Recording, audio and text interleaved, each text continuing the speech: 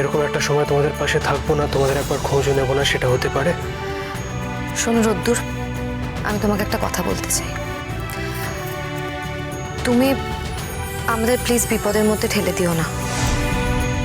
মানে তুমি শুধু খোঁজ নিচ্ছ সেটা তো নয়, আমার বাপি মারা গেছেন, তার সুযোগটাও তুমি নিতে চাইছো।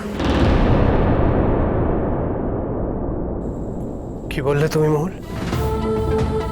আমি তোমার বাপি চলে যাওয়ার সুযোগ নিচ্ছি? আলবাত নিচ্ছ। শোনো, তুমি আমাকে যোগাযোগ না করলে আমি তোমার সঙ্গে ঠিক যোগাযোগ করতাম।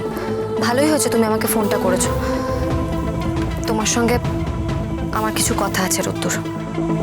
বলো, আমিও শুনতে চাই মহুল। হোয়াট? ওই যে কথা তুমি বলবে সে কথাটা আমিও শুনবো, সেটাই বলছি। দেখো রোদ্দুর, এই বাড়ির পরিস্থিতি তেমন ভালো নয় যে আমি আলাদা করে তোমার সঙ্গে এই বাড়িতে কথা বলবো।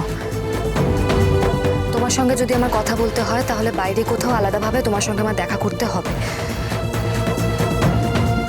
আমার বিপদ বাড়ানোর আগে আমি তোমাকে থামিয়ে দিতে চাই রোদ্দুর।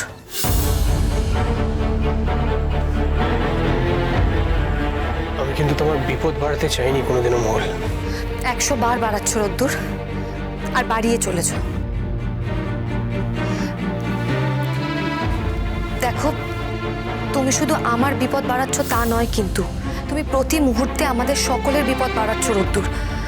শোনো রোদ্দুর, আমাদের কোনো ওয়েল উইশারের দরকার নেই, কারোর দয়ারও কোনো প্রয়োজন নেই, আমাদের বিশ্বাস করো।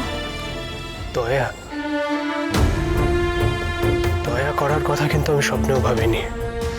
হ্যাঁ, দয়া। তুমি তুমি আমাদেরকে দয়াই করছো রোদ্দুর।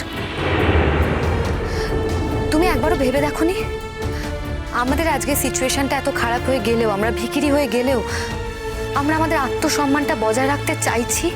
আত্মসম্মানটা আমরা এভাবে বিক্রি করে দিতে চাই না রোদ্দুর, প্লিজ। তুমি এসব কথা বলছো কেন মহুল? বিশ্বাস করো, তোমাদের উপর দয়া করার কথা আমি কখনো ভাবতেও পারিনি। ভেবেছো রোদ্দুর, ভেবেছো, আর ভেবেছো বলেই তো এইসব কথাগুলো তুমি বলছো। যাই হোক, আমি এই বাড়িতে থেকে তোমার সঙ্গে এসব বিষয়ে আলোচনা করতে পারবো না। যে কোনো মুহূর্তে যে কেউ চলে আসবে, তখন আবার যা নয় তাই বলবে। তোমার সঙ্গে কথা বলতে গেলে তোমার সঙ্গে আমার বাইরে কোথাও দেখা করতে হবে। কখন দেখা করতে চাও বলো?